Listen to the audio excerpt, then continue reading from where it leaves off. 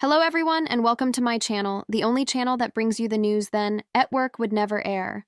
Today, we are discussing a bombshell that has shaken the entire SisterWives community to the core. You've read the headlines. You've heard the rumors. But what if I told you that the last downfall of the Brown family didn't occur on camera? It occurred in private behind closed doors, when two women who had every reason to turn their backs on each other chose instead to get together one more time. Christine and Janelle Brown have joined forces, and what they've discovered about Cody completely flips everything we thought we knew. Before we get started, crew, you know the routine. If you're sick of the manipulation, the deceptions, and the excuses that never end, click that like button until it's blue. Subscribe, enable notifications, and get ready, because this could be the most explosive tale so far. Our sources inform us that it all started last fall, after season 19 finished filming. TLC executives thought the saga was over. Cody and Robin alone, Christine blissfully remarried, Janelle getting her life together in harmony. But something wasn't quite right. Rumors spread of missing funds, unreported tax statements, and secret accounts in Cody's name that even Robin wasn't aware of. At first, no one believed it.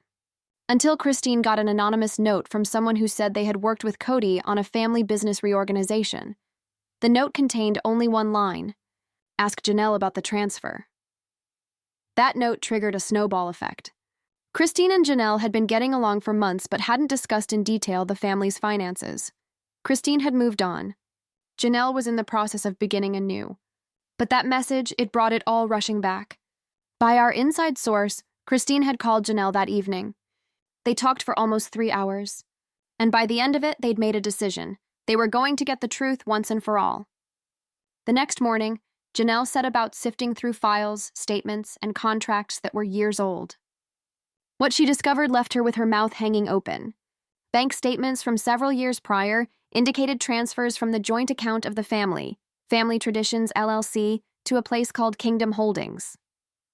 That sounds innocuous, but when Christine's attorney dug deeper, the company was only registered under the name Cody W. Brown. The revelation was heartbreaking. The wives had been assured for years that each dollar flowed into their collective future: Coyote Pass, the children's bills, the cost of the show. But the money was being quietly redirected into a private entity, one that only Cody controlled. When Christine confronted TLC about it, things got tense fast. According to Toon Producer, TLC executives were aware of Kingdom Holdings, but claimed it was simply a management account used to handle family income. But the numbers told a different story. In 6 years, well over $1.4 million had passed through that account, funds that never made it onto the family's joint books. Christine was angry. She said to Janelle, "We created everything with our own 2 hands. We shot, we labored, we kept that family together, and he was sucking the life out of us the entire time."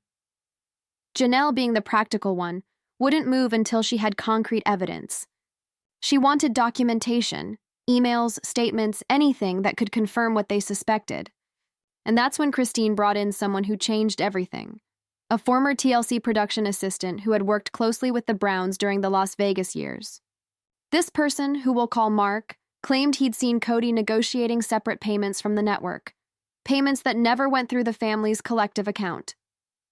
In Mark's opinion, Cody had insisted that his consulting fee be transferred directly to an individual entity in the name of tax efficiency. But that was not all. Mark claimed Cody had boasted of being the head of the table, the one who dictated every dollar that arrived and every cent that left. When Christine and Janelle heard this, they knew they could no longer remain silent. It was the first time they'd ever met face-to-face since the split.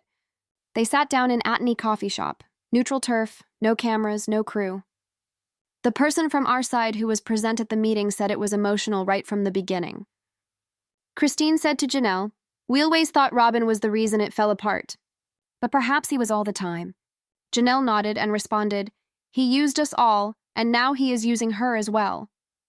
From that point on, they made a deal, not for vengeance, but for truth. They were going public. But first, they gave Cody an opportunity to clarify. In texts the insider obtained, Christine went directly to him. The note was brief. "We know about Kingdom Holdings. You owe us the truth," Cody responded an hour later. "You don't understand business. Don't call me again." That one letter was the catalyst that triggered all of it. Christine and Janelle were gathering more information within days, talking to accountants, former lawyers, and even TLC employees. What they found next was worse than anybody had anticipated. Several sources confirmed that Cody had created the Kingdom Holdings account a few months after the family relocated to Flagstaff, a period when he said that the family was financially struggling. He informed Janelle that she couldn't afford to develop on Coyote Pass, while he channeled show profits into his own business. And here's where the tale gets dark. One source explained to us that Cody's supposed motive wasn't greed. It was control. He wanted to ensure that nobody would ever be able to leave him again, they said. If he controlled the money, he controlled everything. But what Cody didn't realize was that Christine and Janelle were talking to each other. When they did, the facade of his power fell apart. Then there's something TLC doesn't want you to hear. When Christine and Janelle came at production for airing reality instead of what really went on, the network supposedly held an emergency meeting. They were afraid of a lawsuit if the news came out on their channel. But rather than shutting them up, the meeting made things worse. Christine supposedly told the executives, "You've been covering for him for years. That ends now." Based on our recent report, Christine and Janelle have compiled sufficient documentation to reveal not only Cody's hidden accounts, but also his backdoor agreements with TLC itself, deals that tell a significantly different story about who actually controls SisterWives. Crew, if you were thinking this was a tale of broken hearts and do-nothing divorces, think again. This is one of deception, cash, and power. The truth is finally being revealed, and Cody's empire may not live through what's next. Because the next step Christine and Janelle are about to take, it's not just personal, it's legal. When Christine and Janelle decided to seek the truth in court, they didn't lose a moment. Sources close to the case say that the two approached a Flagstaff attorney who handles financial fraud and contract matters. Her name has not yet been released, but sources call her a quiet storm, professional, painstaking, and tireless. Within a week, she'd started sending in initial information requests, sifting through tax returns, company registrations, and TLC payments reports. What she uncovered, crew, was nothing short of shocking. Thanks for coming back to the channel, where we don't just summarize what went down, we reveal what actually went down. And what's happening right now could rewrite the whole book on Cody Brown's empire. The attorney's initial move was straightforward. She conducted searches in public business registries. That's where she discovered Kingdom Holdings LLC was not the solely entity to be associated with Cody Brown. There were two others, Brown Legacy Ventures and Faithful Path Consulting.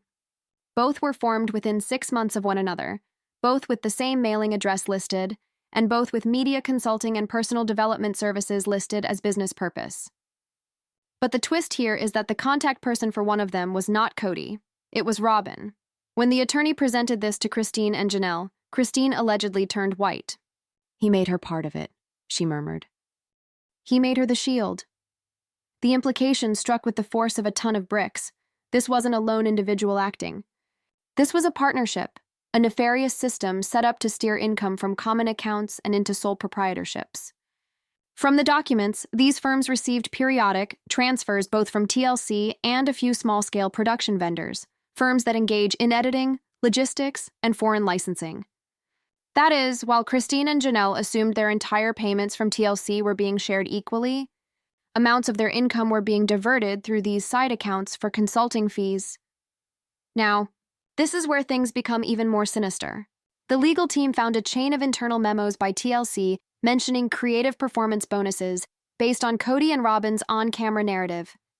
The bonuses, crew, were never revealed to other members of the cast. In a memo from August 2021, a producer, according to reports, wrote the following: Cody and Robin have agreed to bring on new conflict arcs to maintain viewership. Bonus structure. Approved. Translation: they were getting paid in bonuses to create drama, even if that drama broke up their family in the process. When Christine read those words, she allegedly cried. So it was all a lie, she said. All that fighting, the stress, being manipulated. It wasn't about us. It was about money. Janelle, ever the pragmatist, was livid. He monetized our suffering, she told their attorney. He profited from our suffering. And then the revelation that upended everything. Buried deep in the filings, the attorney discovered one listed under Financial Representative for Kingdom Holdings. Stephen C. Porter, the same Stephen Porter who used to be Cody and Robin's personal accountant during the Las Vegas years. He wasn't merely assisting them with their books. He was supposedly the brains behind the entire operation. When reporters approached his office to comment, Porter's assistant responded with one sentence. Mr. Porter is under confidentiality agreements and will not comment on current or past clients. But Christine and Janelle weren't going quietly. With the assistance of their attorney, they put together a report of fund movement, emails for proof that Cody had signed off on private transfers, and statements from past production members. They handed it all over to their lawyer, who then mailed an official notice of intent to TLC, a threatening legal notice stating that if the network didn't initiate an internal audit, they would go public. When notice arrived on TLC's doorstep, according to sources, panic ensued. Executives convened an urgent meeting in Los Angeles, bringing in top producers, attorneys, and PR professionals. The choice they had before them was harsh. Either own up to having looked the other way while Cody made personal side deals or face allegations of enabling financial impropriety on their own employee. And that's where it gets ugly. The cameras never filmed. While TLC scrambled, Cody found out. Someone inside the network tipped him off, and his reaction was immediate and terrifying. He reportedly showed up at Janelle's home unannounced, pounding on the door, demanding to know who she was talking to.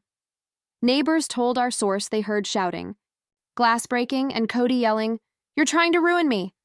Janelle dialed the police, but by the time officers showed up, Cody had already left. That evening, Janelle phoned Christine. "He's freaking out," she told her. "He knows it's true." And that, crew, was the moment when they understood how deep this ran. Because the next day, their attorney got a call, not from TLC, but from a private practice on behalf of Cody and Robin.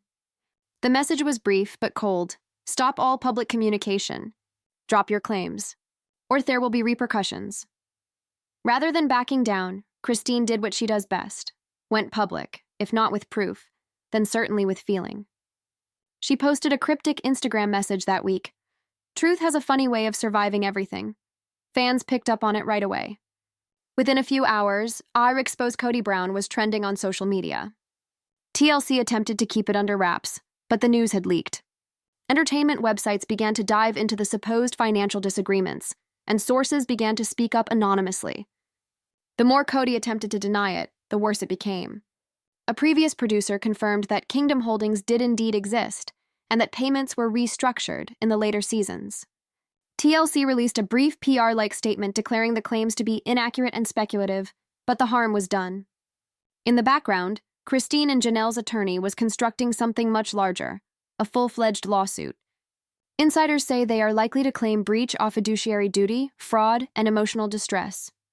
The lawsuit would sue not just Cody, but also Robin and possibly TLC itself as defendants. And here's the twist nobody expected. One of Cody's own children may be willing to testify. According to our insider, one of the adult kids, whose name we're withholding for privacy, has reached out to Christine's lawyer, saying they witnessed discussions about off-book accounts when they were younger. If that testimony goes to court, it could blow Cody's entire defense apart. Crew, this is no longer just family drama. This is turning into a full-scale legal war. And from what we're hearing, Christine and Janelle are ready to take it all the way. Because the evidence doesn't just point to greed. It points to deliberate betrayal. But there's an added layer. A layer even their attorney didn't anticipate. New reports indicate that there is a sealed folder that Cody has been eager to keep under wraps. A folder with the ominous notation, Contract 47. Our source indicates that this enigmatic document has a clause that could ruin everything. Not only Cody's money, but his relationship with TLC altogether. The next evening, Christine's attorney was sent an encrypted message from a secret account. Contract 47, "You didn't get this from me," was all that was in the subject line. Enclosed was a PDF document, password protected, with the message, "Ask her about the Vegas clause." No one had any idea who wrote it. The address was not traceable, and the IP tracked back to a VPN. But when the lawyer cracked the file open, she immediately called Christine and Janelle. What she found inside wasn't just a contract, it was the smoking gun that proved Cody Brown had built his empire on deception. Welcome back, crew.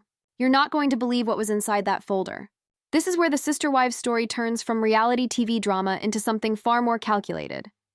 The document was a secret addendum to Cody's initial TLC contract during the Las Vegas days, a provision never shared with the rest of the family. It wasn't just signed by Cody, but by a second entity known as Executive Partner, Family Operations. That signature team belonged to Robin Brown. The document also states that Contract 47 proposed a revenue-sharing scheme that greatly benefited Cody and Robin. Although the collective family brand of the show, Brown Family Enterprises, was intended to divide all network revenue equally, the clause added a secondary performance incentive. It basically said that Cody and Robin would get extra pay whenever the storyline of the show revolved around primary marital focus. Simply put, the more the show focused on them as a couple, the more they earned. Christine allegedly gazed at the contract in horror. So the entire monogamy story arc.